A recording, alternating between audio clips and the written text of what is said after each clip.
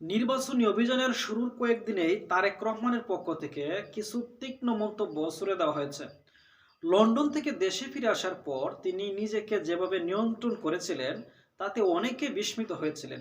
সীমিত ভাষা ব্যবহার, সংযত আচরণ, কোনো অতিরিক্ত উত্তেজনা নেই, কোনো অপ্রয়োজনীয় হামলাও নেই। বিশেষ করে যে আওয়ামী লীগ তাকে দীর্ঘ সময় ধরে রাজনৈতিকভাবে দূরে সরিয়ে রেখেছে, তাদের বিরুদ্ধেও তিনি মুখ খোলেননি, কোনো তীব্র কথাবার্তা ছড়েননি। এমনকি লন্ডনে পড়া জুতো জোড়াটিও পরিবর্তন করেননি। সেটা নিয়ে সামাজিক যোগাযোগ মাধ্যমে আলোচনা হয়েছে, কিন্তু প্রশ্ন উঠেছে, এই সংযম কি স্থায়ী হলো? আনুষ্ঠানিক প্রচার শুরু হওয়ার সাথে সাথেই কি সেই উদ্যম নেতা ধীরে ধীরে নিজের আসল রূপ প্রকাশ করতে শুরু করলেন? প্রথম দিন সিলেটের মাঠে দাঁড়িয়ে তারেক রহমান এমন একটি মন্তব্য করলেন, যা শুধু রাজনৈতিক মন্তব্য নয়, বরং সরাসরি আগুনে ঘি ডালার মতো। সমাবেশে তিনি বললেন, কেউ কেউ জান্নাতের টিকিট বিক্রি করে ভোট চাইছে। এই কথার মধ্যে ধর্ম, রাজনীতি, ক্ষমতার একটা ভয়াবহ মিশ্রণ রয়েছে।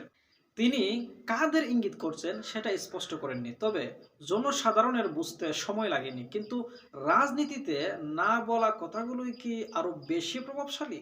আর না বলার এই সুযোগটাই কি পরবর্তী কয়েক ঘন্টার সমগ্র নির্বাচনী পরিবেশকে উত্তপ্ত করে তুলল? এর প্রভাব দেখা গেল একদিনের মধ্যেই রাজধানীতে জামায়াতের জনসভা। সেখানে দাঁড়িয়ে জামায়াতের নেতারা স্পষ্ট করে বলেন, যদি আপনি আমাদের দিকে ইঙ্গিত করে থাকেন তাহলে উদাহরণ দিন, প্রমাণ দিন। শুধু অস্পষ্ট কথা বললে তো আর হবে না। লক্ষ্য করুন, এখানে একটা অস্বাভাবিক ঘটনা ঘটেছে। বিএনপি সরাসরি জামাতের নাম নেয়নি, জামাতও সরাসরি বিএনপির নাম উল্লেখ করেনি, কিন্তু উভয় পক্ষই জানে তীরটা আসলে কোন দিকে ছোড়া হয়েছে। এই নীরব ইঙ্গিতের রাজনীতি সবচেয়ে ঝুঁকিপূর্ণ, কারণ এতে উত্তেজনা ক্রমাগত বাড়তে থাকে। এই পরিস্থিতিতে আরো এক ধাপ এগিয়ে এনসিপি। নাহিদ ইসলাম সরাসরি নাম করে বিএনপির সমালোচনা করলেন, ফ্যামিলি কার্ড দিয়ে প্রশ্ন তুললেন, টাকা কোথায় থেকে আসবে, কারা পাবে, কিভাবে বিতরণ করা হবে। শুধু তাই নয়, সাদাবাজের ইঙ্গিতও তিনি তুলেন। রাজনীতির মাঠে নতুন খেলোয়াড় হওয়ার কারণেই কি নাহিদ ইসলাম সরাসরি নাম উল্লেখ করে কথা বলছেন? জামায়াতের আমিরও সেই সবাই কড়া ভাষায় বললেন, ২,০০০ টাকা দিয়ে পরিবার বাঁচানো যায় না। আর সেই টাকার উৎস যদি হয় জনগণের উপর চাপানো অযৌক্তিক কর, তাহলে সেই টাকায় আবার জনগণের হাতে তুলে দিয়ে কি ধরনের অর্জন দেখানো হচ্ছে? এদিকে সহনশীল রাজনীতির গল্পটা একটা নতুন মোড় নিল যখন তারেক রহমান মৌলভীবাজারে দাঁড়িয়ে অন্তর্বর্তী সরকারের উপদেষ্টাদের উদ্দেশ্যে যে ভাষায় কথা বললেন, সেটাকে আর সংযত বলা যায় না।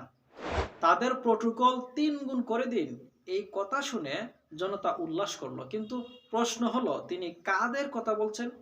নাম না করে এমন মন্তব্য দেওয়া কি দায়িত্বশীল রাজনীতির উদাহরণ, নাকি এটা জনসাধারণের ক্ষোভকে ইচ্ছাকৃতভাবে উস্কে দেওয়ার একটা কৌশল মাত্র?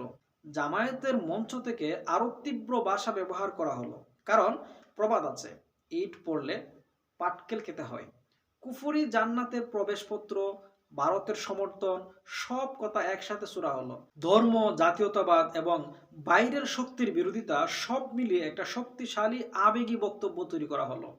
এখানে আর শুধু বিএনপি বনাম জামাত নেই, এখানে গড়ে উঠছে একাধিক রাজনৈতিক ফ্রন্ট, যেখানে সবাই নিজেকে নৈতিকভাবে উচ্চ স্থানে তুলতে চাইছে, অন্যকে নিচে নামিয়ে দিতে চাইছে। আর তাই নির্বাচনী প্রচারণায় প্রথম দিনেই ছবিটা যদি সতর্কতার সাথে দেখি, তাহলে একটা বিষয় পরিষ্কার হয়, আর এটা শুধু নির্বাচনী প্রতিশ্রুতির প্রতিযোগিতা নয়, এটা সহনশীলতারও প্রতিযোগিতা। কে বেশি নৈতিক, কে বেশি ধার্মিক, কে বেশি জনগণের প্রতিনিধি, কে কম বিদেশি প্রভাবিত। এই প্রতিযোগিতার সবচাইতে বড় ঝুঁকি হলো, এই উত্তাপ যদি মাঠে ছড়িয়ে পড়ে তাহলে সেটা আর মাইক্রোফোনের মধ্যে সীমাবদ্ধ থাকবে না। সুশীল সমাজ তাই বলছে, তর্ক হোক, সমালোচনা হোক, কিন্তু যেন সহিংসতায় না গড়ায়। এদিকে নির্বাচন কমিশনও বলছে, ইতিবাচক সমালোচনা গণতন্ত্রের সৌন্দর্য। কিন্তু প্রশ্ন উঠছে, এই সমালোচনাগুলো কি সত্যি ইতিবাচক? প্রথম দিনেই যদি এমন ভাষা, এমন ইঙ্গিত, এমন পাল্টা ইঙ্গিত শুরু হয়, তাহলে শেষ দিন কি হবে?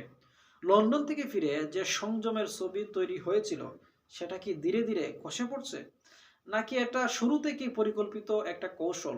প্রথমে শান্তি, পরে আঘাত।